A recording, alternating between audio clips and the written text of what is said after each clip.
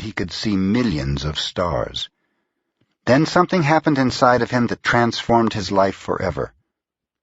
He looked at his hands, he felt his body, and he heard his own voice say, "I am made of light. I am made of stars."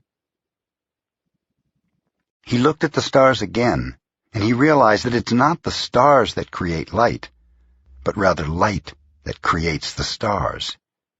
Everything is made of light, he said, and the space in between isn't empty. And he knew that everything that exists is one living being, and that light is the messenger of life, because it is alive and contains all information. Then he realized that although he was made of stars, he was not those stars. I am in between the stars, he thought.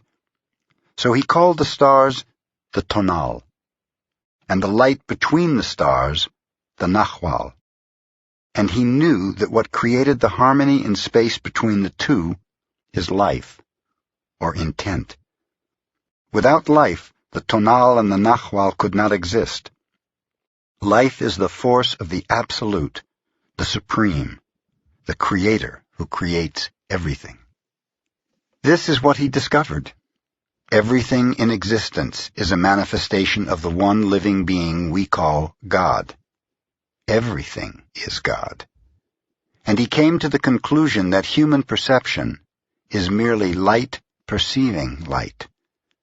He also saw that matter is a mirror. Everything is a mirror that reflects light and creates images of that light.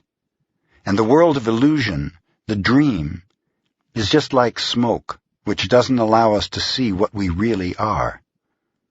The real us is pure love, pure light, he said.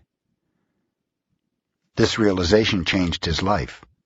Once he knew what he really was, he looked around at other humans and the rest of nature, and he was amazed at what he saw.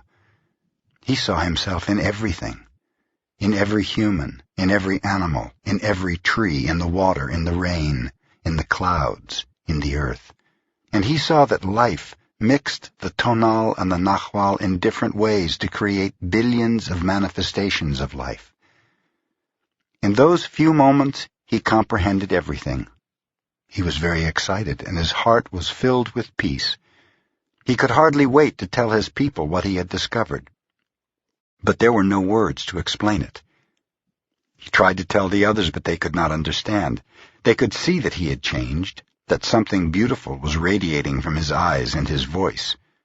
They noticed that he no longer had judgment about anything or anyone. He was no longer like anyone else. He could understand everyone very well, but no one could understand him. They believed that he was an incarnation of God, and he smiled when he heard this, and he said, "It is true, I am God, but you are also God. We're the same, you and I. We are images of light.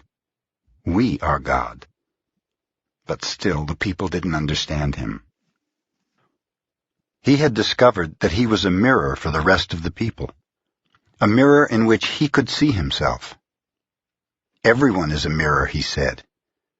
He saw himself in everyone, but nobody saw him as themselves, and he realized that everyone was dreaming, but without awareness, without knowing what they really are. They couldn't see him as themselves because there was a wall of fog or smoke between the mirrors, and that wall of fog was made by the interpretation of images of light, the dream of humans. Then he knew that he would soon forget all that he had learned. He wanted to remember all the visions he had had, so he decided to call himself the smoky mirror, so that he would always know that matter is a mirror, and the smoke in between is what keeps us from knowing what we are.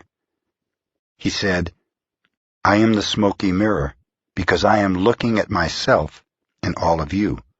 But we don't recognize each other because of the smoke in between us. That smoke is the dream, and the mirror is you, the dreamer."